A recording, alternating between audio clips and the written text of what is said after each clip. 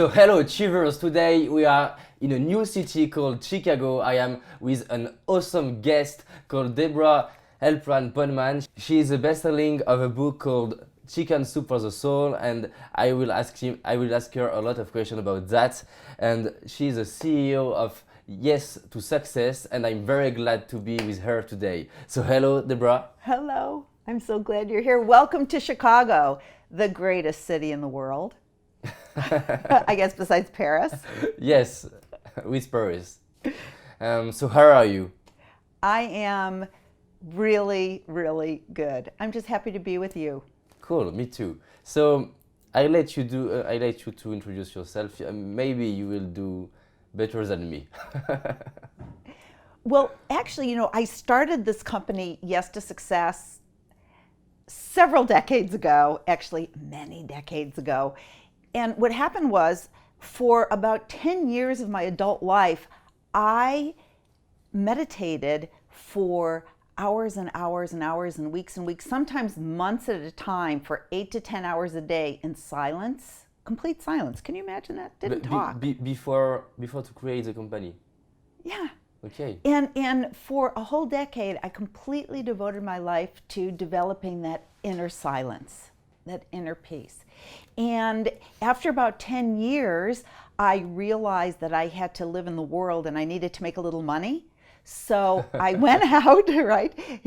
That it's nice to think that you could live on silence alone, but sometimes you can't. So I needed to make some money, and I got a job with some financial company. But when I went to work for that financial company, I went to a seminar, and it was about how to create material prosperity. And I was so blown away, because what they were saying, and this was truthfully in the 80s, what the gentleman who was teaching the seminar was saying is that the way to create true prosperity was not just by investing wisely, but changing your thoughts, changing your energy. And that was to be rich in every domain. Yes.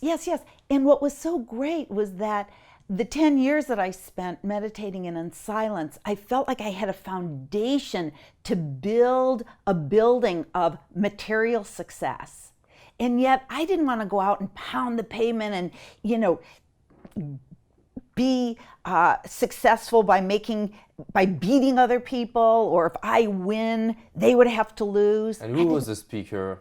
His name was Chris Saropoulos, but no one has heard from him since. I think maybe he was an angel who just came down so that I could hear that seminar. And what happened was, the next day I quit my job at the financial company. Cool. And you said yes to success. I said yes to success, exactly. But for about 4 months, I just studied the great masters like Napoleon Hill, cool, and Wallace Wattles, and the science of mind people like Ernest Holmes. And I realized there is this whole body of knowledge of how to create success by using energetic principles. And I launched my seminar. And so you did a lot of meditation. So do you advise today to do meditation to succeed in life? Absolutely. How many meditation we have to do according to you?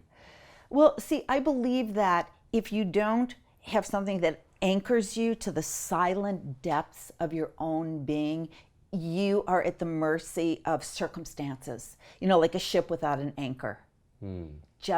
You could get tossed about by any winds and rains and storms that come into your life. But when you're anchored to that silent depths of your own being, you have more strength to overcome everything. And you know what happens? No matter what happens, you never get thrown off course. So what do you advise? We have to meditate every day, every week? I have meditated twice a day, almost without fail, for over 40 years. So if I could do it, I think everybody could do it. And there are a lot of wonderful techniques of meditation. I believe that what somebody should learn is something that is steeped in tradition, something that has been around not just a few weeks ago that somebody just thought up and I'm going to teach a course at the local YMCA. No, I believe that people should find something that comes from a tradition. And the one that I teach comes from a tradition that's thousands and thousands of years old, out of India. So my recommendation is either learn meditation through the Art of Living Foundation or from the Transcendental Meditation Organization, because both of those I know come from these ancient traditions and they've been time tested for thousands of years. Okay, and is it important when you meditate to have no thought when you, for example, when I do meditation, it's very hard for me because I have a lot of ideas, and my question is, when we meditate, so how can we do to have a silence? Okay, that's why I recommend these particular techniques, because the nature of the mind is to always go towards something that's going to give it greater and greater satisfaction.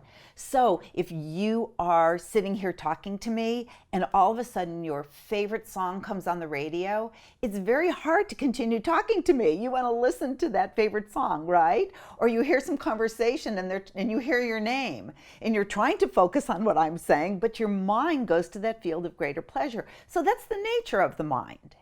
These techniques that I'm recommending allow the mind to effortlessly settle down by using what's called a mantra, and a mantra is a sound of which the effects are known. And by using this mantra properly, it gives the mind something more pleasurable than anything else. So the mind effortlessly settles down without you trying. So I have a mind that goes a million miles an hour, but when I sit down to meditate, within a few moments, Cool. That's the beauty of this technique. And the mantra is the same for everybody? No. And You have to learn from a qualified teacher who has spent a long time, many, many months, learning and you teach that how today? to teach. Mm-hmm. Okay. And when you find your mantra, you can meditate everywhere and every time. Anywhere you can think a thought, you can meditate. Cool. I will try. I will do it. I will teach you. Perfect. Thank you very much. I have two questions. What is it? I know, but I'm interested in your point of view. What is it and how we can activate the law of attraction? Okay. Well, first of all, I think lately people are saying, oh, I tried the law of attraction, it doesn't work. It does work. It's a law. It's not the theory of attraction. It's the law of attraction, right? And the law of attraction is that like attracts like, all right? So just like a tuning fork, okay? If a tuning fork is tuned to E, it'll cause everything in its vicinity to vibrate at E, and it will attract to it what is vibrating at E or C or D. So likewise, because we're all energetic beings and we know everything is energy, if you are vibrating with lack and limitation, I don't know where my next dollar is coming from. I think I'm going to lose my house. There are no jobs in this city. There's no way that I'm ever going to make enough money to support my family. You could feel that energy. You're vibrating with that. And you are going to attract into your life exactly what you're vibrating. So the law of attraction is that like attracts like. So what I recommend that people do, the law of attraction is not visualizing, I'm going to be rich, I'm going to be rich, and then sitting in front of the TV and drinking Diet Coke and eating Cheetos and expecting to be. That does not work. I mean, Cheetos are really good, but it doesn't work. Okay. Nope. So there are a lot of different things that you can do to align yourself with the vibration of happiness, with the vibration of love, with the vibration of prosperity, with the vibration of success. There are so many amazing teachers who teach techniques so that you can raise your vibration and then attract those things into your life. But most of us go around pretty unconsciously. Just the other day, I was at a cafe and I asked somebody if they could watch my things for a minute because I was going to run to the restroom. And I came back and we struck up a conversation and she says, "You're very trusting." And I said, "Well, why should I not be?" She said, "Well, I don't trust anybody. I wouldn't trust somebody to watch my things because I always get robbed." I thought, well, hello. I never get robbed. but I don't vibrate that way. I trust people. I trust the universe. So I vibrate with, I am not going to be harmed. And that's what I draw into my life. That's just a simple example. But then we went on to talk a little bit more. And she said, oh, I'm a social worker and there are no jobs for social workers. And the market is just horrible. And what do you think I should do? And I said, stop saying that there are no jobs for social workers. Obviously there are some, because there are a lot of people out there being social workers. But totally unconsciously, she was creating her reality. So the first thing we have to do is we have to watch our words, because on a very fine level of creation, Yes. the word and the manifestation of that word are the same. So when you say the word lack, you could feel the lack in it. If you say the word joy, you could feel the joy in it. Lack causes you to contract. Joy causes you to expand. So on a vibrational level, the actual word holds the vibration of the expression of that thing. So it's very important that we watch the vibration that we're putting out through our words. That's the first thing. How we speak to herself and others. Yeah. For example, if I say, I am confident, does it work? Well, again, you could say, I am confident, I am confident, I am confident, I am confident. So the first step is to choose the word Well, and it also is the energy behind it, okay? And how we do that? Okay, so here's the thing. When you hear yourself expressing something that shows lack of confidence, Yes. okay, I don't think you have any lack of confidence personally, but let's say somebody said something like, I'll never get that job. And then somebody says, oh, be more confident. So they cannot say, I am confident, I am confident. That's not going to work. But what they can do is they could sit down and they could write out all of the wonderful things about themselves that they know makes them deserving of that job. I'm brilliant, I'm loving, I'm creative, I'm innovative, I'm a good problem solver. And the more you put your attention on all of those things, then your confidence will grow. So it's not just by saying, although, as I said before, the word confidence does have a certain vibration, but also we must put our attention on those things that will uplift our vibration. And I think writing down is a very powerful tool. Cool. So, do you think we have to express the word only in your mind, or we can express Outward? Yes. outward? Yes. Okay. Well, I'll tell you something. You know who Marcy Shimoff is? She wrote Happy for No Reason and Love for No Reason and 15 million chicken soup books she sold. She didn't write 15 million chicken soup books, but she sold 15 million chicken soup books. She was one of my students in the early 80s, and she is one of the most brilliant women I've ever met. I mean, brilliant, gorgeous, good, loving. I can't say enough about her. And out of my 3-day seminar, her favorite principle is the principle of cancel. And cancel is simply when you hear yourself saying something that you don't want to manifest, you say cancel, okay? And then you state what you do want to manifest. Like, for example, there are just no good men in Chicago. Cancel. What are you going to draw into yourself? No good men. Cancel. There are so many good men in Chicago. I am so happy I live here. And you could feel the difference in the vibration. Yes. Cool. And that's it. And so the first step is to choose the words. The second step is to say them with a good energy, and the third to write down what you are thinking. You know, there's another technique that I would love to share my take on the technique of visualization. Yes, it could be fun. Because sometimes people say, oh, I visualized and it didn't work.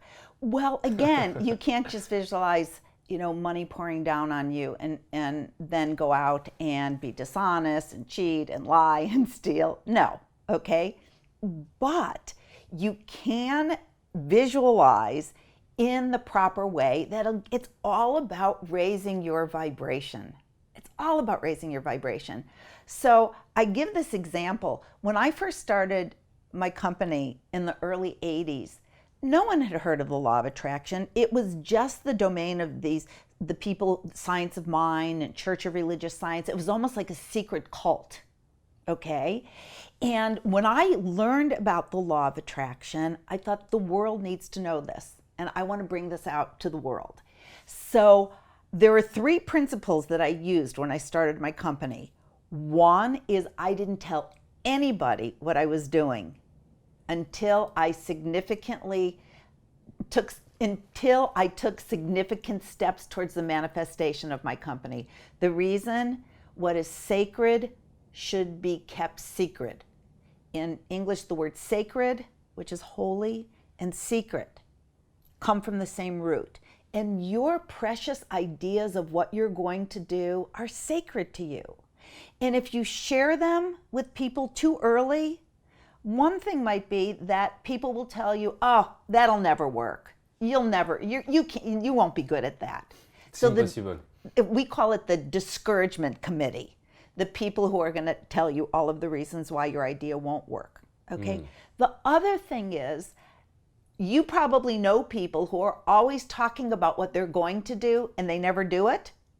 Am I right? Yes. Okay. You know why? Because they're using up the energy in the telling. If I had $1 for every person who told me that they were going to write a book, I'd be a millionaire by now. More of a millionaire. Because when people say, "I'm going to do this, I'm going to do that," it's like letting the steam out of the kettle. Keep that steam in the kettle. And then one day it's going to have to burst forth as your book. But every time you tell somebody what you're going to do, and remember what I said about the words actually contain the thing itself. So when you say, "I am going to write a book on organic gardening in Alaska," okay? You say you're going to do that and you tell so many people. So on some energetic level, you've already created it.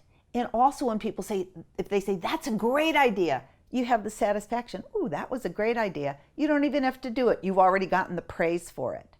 So there's many reasons why you don't tell people what you're going to do. Does that make sense? Yes, but do you think we can share our goal with our mentor, for example? Yes. Yes. If there is somebody who you need to have as a business partner or a mentor, but sometimes you shouldn't even share your goals with your spouse, with your husband, with your wife, with your parents, because sometimes they're the ones who will tell you why it's not going to work. So be very careful with whom you share your very precious goals, especially when they're tiny little sprouts that can easily be crushed. Wait until they're strong trees that even if somebody tells you it won't work, well, it's a strong tree. Yes, it is working. So when I started my company, I didn't tell a soul. And for 4 months, I kept it a secret. And then when it was time, when I had the seminar put together, I looked for a room to do the seminar in, and it was in California at the Santa Monica Public Library.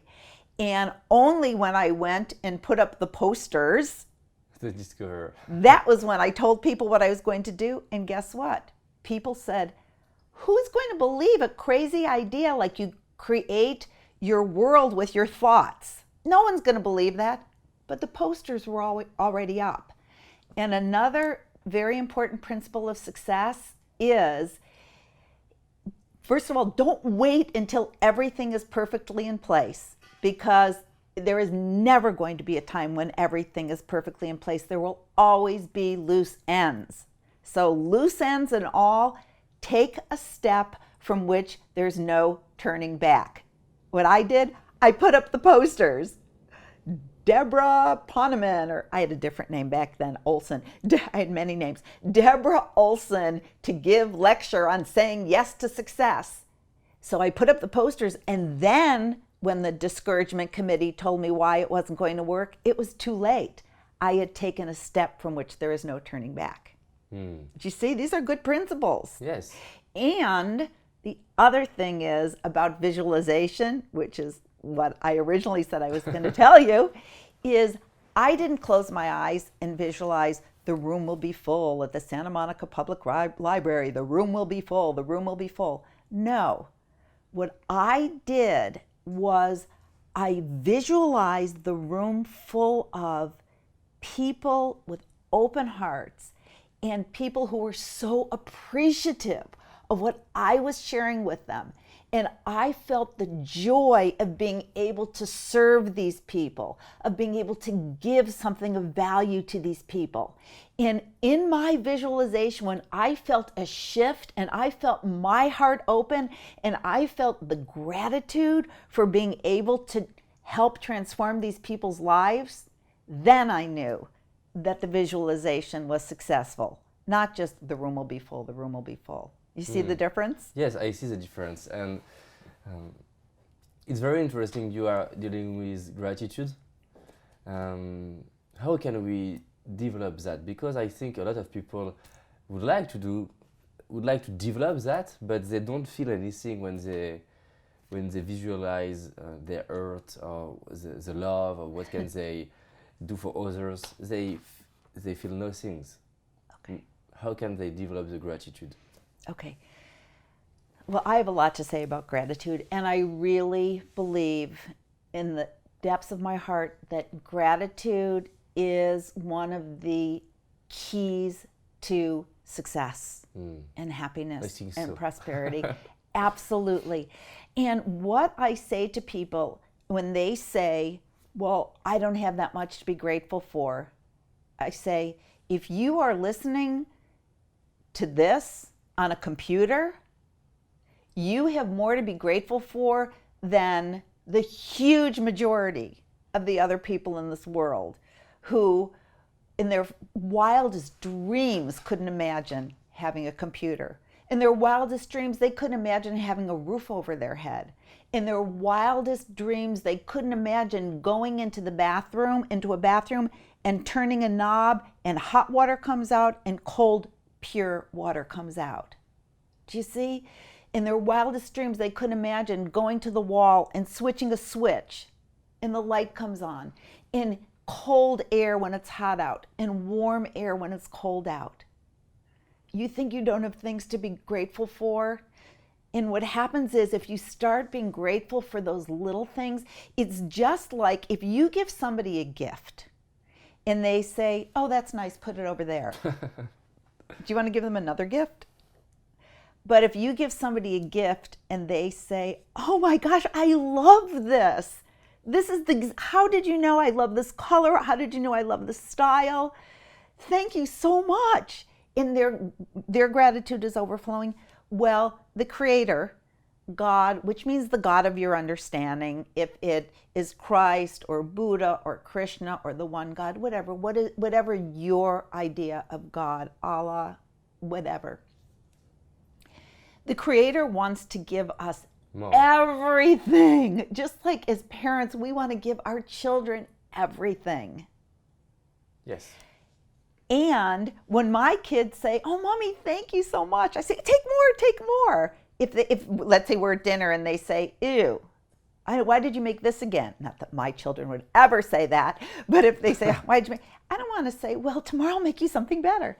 And the Creator, it's the same. When there's that, not that the Creator needs gratitude, but when you say thank you, it brings joy to the Creator, and the Creator wants to give you more. So if you have gratitude every time you turn on the hot and cold water, then the Creator is going to want to give you more. If you have gratitude for the computer that you're watching this on, the Creator wants to give you more. You know what I do?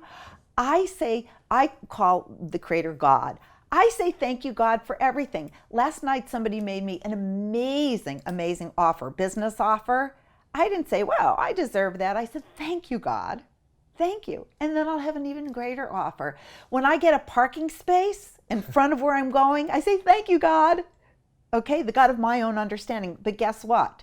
If there are no parking spaces in front of where I'm going and I have to park blocks away, you know what I do? Thank you, too. Thank you, God. Because there's something good in everything. Now I get to have the exercise of walking 4 blocks, which is even a bigger thank you. Do you see? And if you start just saying, it's fun actually, but it opens up your heart, it opens up your receptivity, and then the Creator just wants to pour more So and more. we can into say that. that the gratitude is a kind of muscle. Yes, that's right. You can develop that muscle. You can develop that muscle. And it just feels good to give gratitude, but you will find that your prosperity and your success will grow and grow and grow through that tool of gratitude. Cool. To stay in the same domain, I was seeing, I was watching a video of you, and you were speaking about how to develop a happiness. Do you have some keys, advices to become more happy in this life? Sure. I do. And one thing is gratitude, top of my list, gratitude. So happiness. One time I was at an event by the great Byron Katie. Byron Katie wrote a book called Loving What Is. She's the founder of The Work. And somebody said to her, what's the difference between what you teach and The Secret? And she said, honey, The Secret teaches that you can have exactly what you want. And I teach that you can want exactly what you have. That's cool. And what she is saying there is love what is. Love what is. And a lot of people are having a lot of challenges. I recognize that. People have financial challenges, they have relationship challenges, they have work challenges. But you know what? That's what life is about. That's what we came here for. We didn't come here onto this planet. We didn't incarnate to have life handed to us on a silver platter. If we were going to come into this playground that we call life, and there was nothing to learn, no ways to grow, No challenges. we wouldn't have taken a human birth. There would be no reason to be here. And of course, people say, well, of course there would be reason to be here to give love and to be love. But sometimes even that's a challenge. Sometimes what we do is we go into a situation like, I don't know if I should be loving to that person because they might not love me back. And didn't they once say something mean to me 20 years ago? And so the challenge is to learn how to give love unconditionally. Not because anybody's going to give you anything back. But sometimes we get hurt. So then we learn how to handle the hurt. Okay? So everything that we do in life, everything that we're given, as you know, is a gift. And instead of thinking, wow, I was loving to that person and they didn't love me back, we look for the gift in it. Well, maybe what the gift is to go into a relationship with only the intent to give and no intent whatsoever what I can get. Okay, so maybe that was a lesson that we needed to learn when we went in and we gave love and we didn't get it back. Okay, so every single thing that we do, we can either choose to complain about it or we can choose to learn from it. And the lessons that we learn, that's what we came here for. You know, there is a concept in Kabbalah. You know, Kabbalah is the Jewish mystical text, okay? And there's a term, and it's a Hebrew word, tikkun, Tikkun, tikkun, and it means to correct, okay? And the theory is that we all came into this life with certain things that we need to correct. Why is it that one person comes into the lifetime and everything is easy in terms of finances? Money just seems to pour to them, but they have a terrible time with relationships. They're on their fourth or fifth husband or wife. Okay? And somebody else has an easy time with relationships, but they struggle with money. We each have different tikkuns, different challenges, things that we need to correct. Some people have a tikkun with anger, or they have a problem with being late all the time, or lying, or being defensive, or maybe they have a problem with weight, with food. Maybe we all have different cocoons. Okay, I know what mine are. I've always known what mine are, and I'm still working on them. Okay, I like people to like me. And it's really hard for me when people don't like me. And it hasn't served me because I've passed up opportunities. I haven't spoken my truth, even though it would have served that person because I wanted them to like me. So that's my cocoon. But I got to get down and with it in this lifetime. I've got to be able to speak my truth because that's what I came here to learn. Do you see? And on the other side, and we all know what our challenges are. We all know what our cocoons are. I can see from your face, you're thinking, yeah, I know what mine are. And when we buck up and we do something like me to speak my truth, even if somebody doesn't like me, on the other side is the happiness. Twisting myself into a pretzel to make people like me, that is never going to bring me true happiness. But when I am faced with my cocoon and I take some deep breaths into my belly and I say, okay, you and me, God, we're going in now. And I speak my truth, on the other side, I say that's where the arms of God are waiting to catch you. Cool. So can we say that our challenges indicate the way in direction of happiness? Every challenge is a gift, the greatest gift that you can get. And, you know, sometimes we're really, really beaten up. And sometimes we have to, see, the reason we came into this life is to be our true selves, who we really are.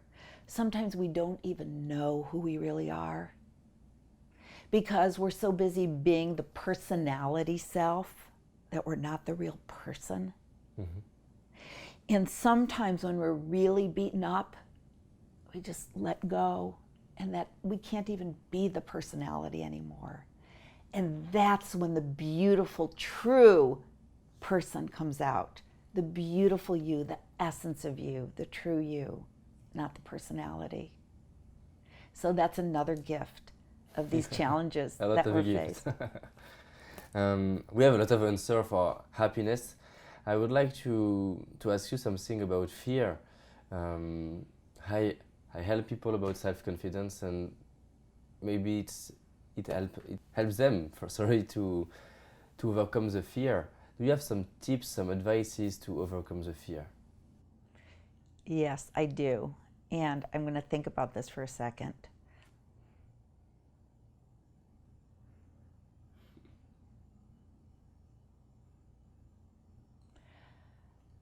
The only reason why people have fear is because they don't have trust.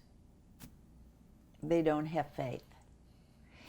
And the trust is that there is a higher power that has only your good in mind.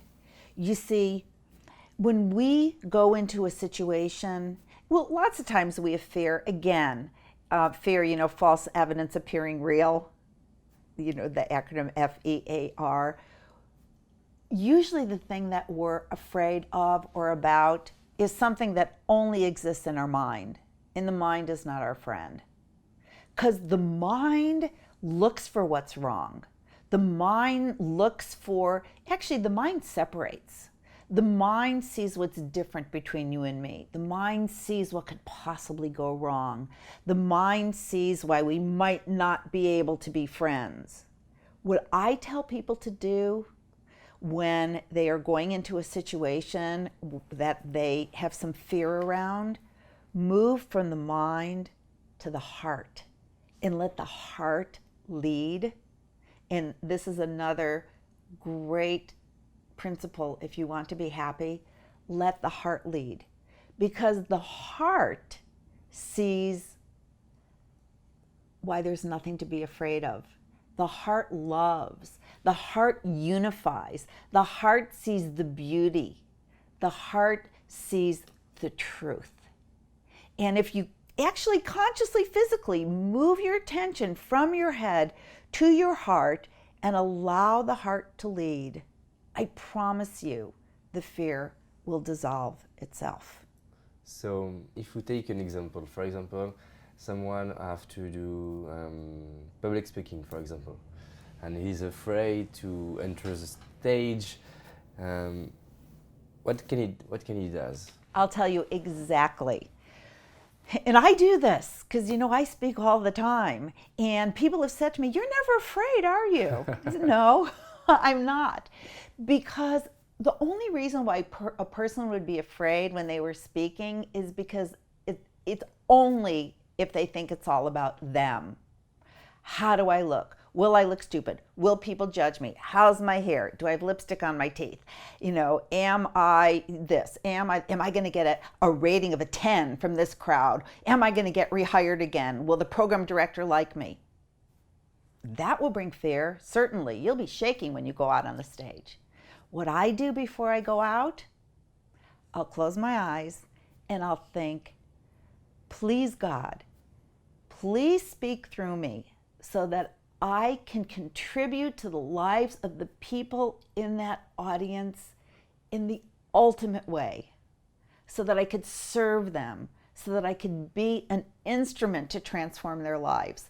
I just want to be hollow and empty. Just speak through me. That doesn't mean I don't know my speech, because I will know my speech, but still speak through me. Use me as your instrument, your tool to bring happiness, joy, transformation, success to the people in my audience. And when it's not about you, when it's about them, that's when the fear dissolves. But if it's about how do I look? Are they going to like me? Of course that's going to make you, because you know what? They might not like you. So maybe I can say the advice would be what I will give to people in doing that. Exactly. What can I give? How can I serve? And I believe that right now we are at a very, very unique time in creation. And I believe that we have ended the time of what can I get? And if you want to be happy and if you want to be successful, it can only be based on how can I serve and what can I give? And when you give everything and you serve with all your heart, everything is going to come back to you. That's the law of attraction. And to precise that, what can we give? Because maybe a lot of people are wondering, I have no money, so I can't give money. What we can give? Yourself. You have yourself, which is so much more precious than money. And do you know, whatever you want for your life, just give that. You know this principle. If you want more respect, you can't demand respect. Respect other people. No, I believe that everybody is God. Everybody is a Manifestation. Thank you. Everybody is a manifestation of God on earth. There's a great quote from Gandhi. Gandhi says, if you do not see God in the next person you meet, you need look no further. Do you see? And if you want love, don't give love conditionally. Give love unconditionally. It's like the Creator doesn't differentiate. The Creator doesn't love the head of state any more than the Creator loves the homeless person sleeping on the park bench. Do you see? And if we can love unconditionally in that same way, we will be like God. And the beautiful thing is, if you want success, if you want prosperity, be more like God. Because God said the word, and the word manifested. Let there be light. God created the whole earth just by God's word, and it manifested. We can manifest that same way if we become more godlike. And one of the ways that we do that is we see the God in everybody. Cool. It's cool. I have a lot of questions to ask you. Huh?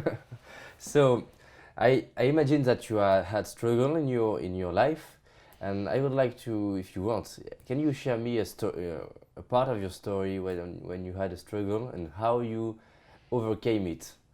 Because a lot of people are saying, "Oh, she is successful, he is successful. Yeah, he had no struggle. It's easy for him or for her. She was lucky." So it's very amazing to listen to stories. So, do you have something to tell? Yes, I'll tell you two stories. Okay. Two. It's a bonus. One thing is that when I was very, very young, I actually had a cognition of how the world works. When I don't know, I must have been maybe 12 or 13 years old. I was still in junior, I wasn't even in high school yet. And I was in a club, okay? A club with all of the cool girls, you know? And one of the things when you're one of the cool girls is that there is an unwritten code that you're exclusive, that you exclude other people, and maybe even be a little bit mean, okay? And it never felt right to me to be mean, but I was kind of, caught up in the swirl of being one of the cool girls. And I remember one day when one of the girls who wasn't as cool came up to our group. We were sitting, it was at lunch, and we were all sitting, and she said, "I was told that I can be in your club." Somebody basically kind of set her up, okay? So she came over and said, "I heard that I was invited to be in your club." And she was so excited, and her eyes were like suns. She was like, "I heard that I was invited to be in your club." And the other girls who were in the club laughed at her, said, "Who told you that? You're not cool enough to be in our club." And at that moment, I saw the sadness, I saw the light go out of her eyes, and I saw her heart sink, and I saw the redness come into her cheeks. But what happened was, I not only saw it, but I felt it in my own physiology. And I had this, it was like a cognition of the world as a hologram. And I realized that one person's pain was all of our pain. That if you cause somebody else pain, you are causing yourself an equal amount of pain. And it might not be at that moment, but it will in fact come back to you.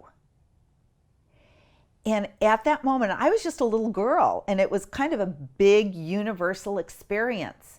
But at that moment, I made the commitment to myself that I would never, ever consciously cause anybody pain again. Cool. And one of the ways that, I didn't know it then, but one of the ways that you can do this is when you do move from your head to your heart, because your heart never wants to cause anyone pain.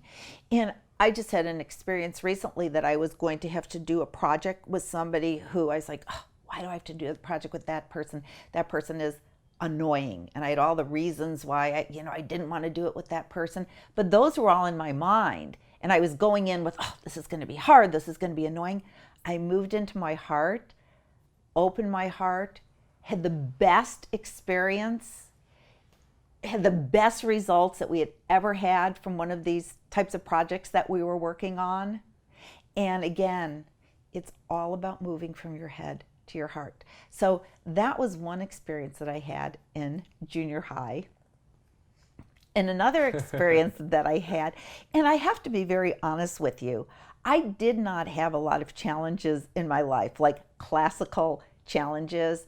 I had wonderful parents who loved me. Yes. We were not wealthy by any stretch, but we always had food on the table, and we always had enough and extra. And my parents always demonstrated the concept of giving. My father was very, very poor when he grew up, but he said that even though they only had one chicken for 8 people, the parents and the 6 kids, his mother would always save part of the chicken for the poor man who lived next door. So that was how I was raised. And I think when you do know these principles of giving and they're really inculcated in you from a very young age, it makes your path easier as you grow up. But part of my story, and you might not know this, was that when I started my seminar company, it became bigger and bigger. And within a few short years, it was being taught in many major US cities, 7 countries on 4 continents. And I was on media from coast to coast, and I was supposed to have my own daytime TV talk show. I was just about to sign a contract. I was going to be interviewed with a major LA producer, and I was going to interview people who were successful and happy, and how did they create that success. And I was about to enter into negotiations with a major publisher to publish my Yes to Success book. And I gave it all up, like that, one day, just gave it all up. I had an infomercial, actually the first infomercial that sold an information product in the 80s. And I gave it up when I gave birth to my daughter. And what happened was I took one look at her, really, and I thought, no way I'm going back to work. I had a new passion. And one of the things I teach people is follow your heart. Your heart will never lead you astray. And here's another important point. Each of us was put on earth for a God-given purpose, okay? There are people whose lives, people who are waiting for us to touch their lives, okay? And if you take a year off to be with your grandmother while she's passing, or if you take 2 years off to go hold AIDS babies in Uganda, or if you take 6 months off to work on a political campaign, and in my case, I took 20 years off to be a mom at home, what you were put on earth to do is not going to go away. And as a matter of fact, if you follow your heart, it's the surest path to living what you were put on earth to do. So I took 20 years off from my career as a speaker and a writer, and I gave up all those opportunities because I had to be true to myself. And how could I be out speaking? Actually, I was supposed to give, after I had my baby, I was supposed to give a big program in Singapore. And I'll never forget this. The guy called me and said he heard that I had the baby and was I ready to pick a date. And I said, you're going to have to call me back in 18 years. Because I knew that I had a new passion and I had to follow my heart. So I became a mom at home for 18 years. Do you think maybe for other women, is it possible to do both?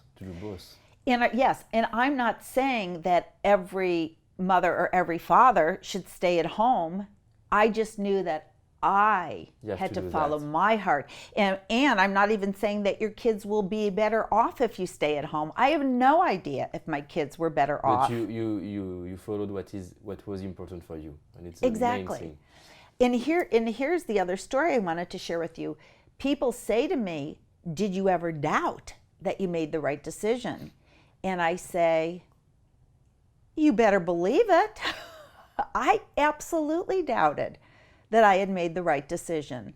And I remember this one day that my kids were about 2 and 5, and they were particularly not happy that day. And I'll never forget it. They wanted to watch television. And usually I didn't put them in front of the TV, but this was a TV day because nothing was making them happy. And I put them on the couch, and I was turning the dial. I was doing a channel check because they wanted to watch the show called Barney, the Big Purple Dinosaur.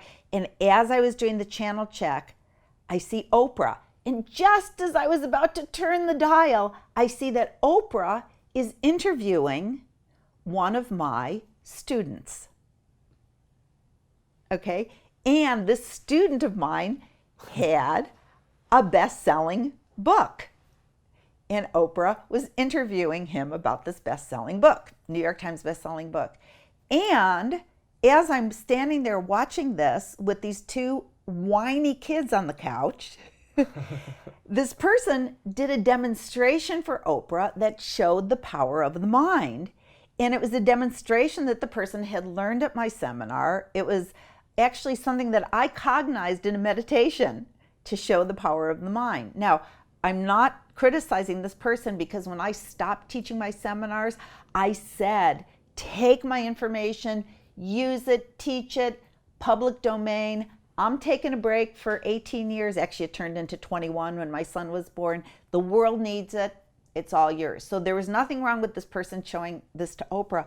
But Oprah's like, oh my God, this is amazing. This really shows how powerful your mind is. I'm going to use this and show it to my whole staff. She was like flipping out over this demonstration. And here I am, knee deep in dirty diapers, with these two kids on the couch, and here is this person on Oprah. And I burst into tears, because at that moment I thought that I had ruined my entire life. You understand? Yes. I'm like, oh, Oprah, me, whiny children. And I'm just crying. Of course, it startled my children. They stopped crying, because it's sure way to get your kids to stop crying. You start crying. And That's a good advice. It's good advice, right? So I'm standing in front of the TV, feeling very sorry for myself.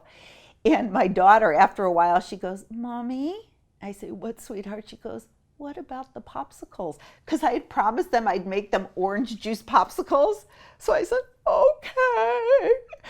And I turned on Barney, and I went into the kitchen. I had to, cut the pity party short, because I had to go make the popsicles. So I went into the kitchen, and I'm pouring the orange juice into the molds to make the orange juice popsicles. I'm still kind of crying a little bit, and I say, God, why did you make this happen? What did I do? I really blew it. And I got this message, and it said, remember the book. So it made me cry more. Yes, I was supposed to have the bestseller book. Oh. And then this message said, I say from God, the creator, but really it comes from inside, your higher self. And the voice said, not that book. And then I remembered a book that I had read many years ago about a man who had died and then was allowed to come back. And he told the story of what happened after he died. I'm sure you've probably read some books about people who have passed on and come back. And I needed to remember this at that moment, because what happened to this man is that when he died, he said that there was a being of light that met him at the other end of a dark tunnel. And the being of light said to him, would you like to see a movie reel of all of the most important moments in your life? And the man said, yes, absolutely. And the movie reel was very, very short. It showed him dancing with his daughter at her wedding. It showed him showing his son how to swing a baseball bat and a few other things. And the man said, wait a second. What about when I became an Eagle Scout? What about when I opened the factories in Japan? What about when my company started being traded on the Dow? And the being of light said, all of those moments glorified you. And then the being of light said, would you like to see the life of somebody who has also just passed over to this side? And the man said, yes, I would. And in the book, it said these curtains of golden light parted, and there sitting on a throne of golden light surrounded by a host of angels was the woman who used to take 3 buses to get to that man's house to clean his house. And then the angel said, the being of light said, would you like to see a movie reel of her life? And it was an endless reel. It showed her carrying a pot of soup to a sick friend. It showed her cheering at the baseball games, not only for her own kids, but for the kids whose parents couldn't be there because they had to work just to put food on the table. It showed her comforting a sad child. It showed her holding her mother's hand as her mother passed. It showed her greeting people at church. How you doing today? With a big hug and a big smile.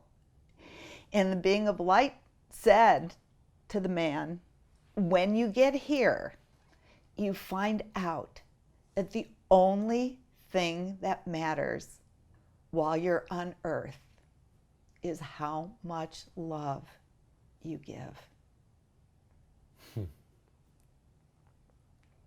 Thank you very much for this story. And you know, a lot of people, it's become almost like in the, you know, in the like 80s, 90s, it was, we wanted more and more material things. We wanted big houses and Yes, BMWs. it's my question. So, ask you the question. Do you have some life lessons to use? Yes, yes. And this is it, because, you know, in the different decades, it was, we wanted different things. You know, in the 50s, people just wanted a house in the suburbs. In the 60s, in the 90s, when there was a lot of money being made in the dot-com boom, people wanted big houses and big cars. And they would do anything to get those big houses and those big cars. But one thing that people want now is to find their purpose in life. And there's nothing wrong with having beautiful houses and nice clothes and big cars. I love those things. I love having pretty bling. There's nothing wrong with it. As a matter of fact, when you look at somebody who looks great, it uplifts you. But don't be fooled into thinking that having those things is going to bring you happiness. Because when you get those things, you're just going to want more. Happiness comes from gratitude, from being love, from giving love. Happiness comes from the inside out. Happiness will never come from the outside in. And one other thing, everything that we're given so that we share it. In the way that you're going to be, the way that you're going to get happiness from your house or your car is if you know that you have it, that the Creator gave it to you for the sake of sharing. And if you have some beat up old car now and you want a beautiful car, I manifested a Mercedes, the exact Mercedes. I went to the Mercedes dealer. I got a picture of the exact navy blue Mercedes that I wanted while I was driving a beat up Chevy Bel Air. But every time I got in that Chevy Bel Air, I said, thank you, God, for this Chevy Bel Air. And it even had a name. Its name was Shirley. I said, Shirley, I love you. Thank you for getting me from here. And also, I used Shirley to take people places. And not when it was convenient for me, when it was inconvenient for me. So if you use what you have for the right reasons, you're going to get more. And sure enough, actually a Mercedes, exactly the picture that I had cut out from that Mercedes catalog when I went to the dealership. My husband called me up one day and said, didn't even know that I had wanted it. And this was years later. He said, honey, would you like a Mercedes?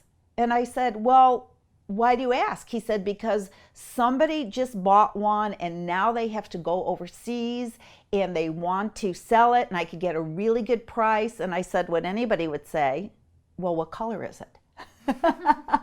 And he said, well, let me find out. And he called back and he said, it's navy blue. And it was exactly the Mercedes I had cut out the picture of. So I love those things, but use what you have now for the right reasons, and then you'll get more. You have a beautiful house, you have maybe a small house, and you want a bigger, more beautiful one, let people stay. Give them a place. You want more time, give away your time. You want more time with your kids, give time to other kids. You want time to help your kids with their homework, help kids with their homework whose parents don't have time to help them with their homework because they're working 3 jobs to put food on the table. That's how you're going to expand time. Whatever you want, give it away, and you'll always have more. I want to caution people, don't be as stressed now about finding your purpose as people were in the 90s about getting that BMW. Do you see? People think that their purpose has to be write the great American novel or, be on the cover of Time magazine. I don't know what people want. But if our purpose is just to every day have the intention to love and to give and to serve, at the end of your life, I promise you'll look back on your life and you will know that it was a life worth living. Do you see? And you might be thinking, well, I'm just a clerk at this law office. No, you're not. You're a light at that law office. If you're watching this YouTube, it's because you want to be better. You want to contribute more. You want to know how to have more and be more and do more. Okay? And every single one of us, as I say, you have people who are waiting for you to touch their lives. And you might think in some kind of dead-end job, but it's not. You're in that job because you were put there to touch lives, to spread your light, to spread your love. So I say, if you want to do something else, if you want to write the great American or French novel, then be grateful for the job that you have now. And don't go there thinking, I just got to go to work every day so eventually I could really live my passion. No, put your heart and soul into it. Put your love into it. And what'll happen is that the path to some perhaps greater thing that you were put on earth to do will open. But it'll open by you loving and giving and serving exactly where you are now. Cool. Yes, it's amazing because you shared a lot of things differently that we had, and the other interview, it's very rich. I love that. Thank you very much. Cool.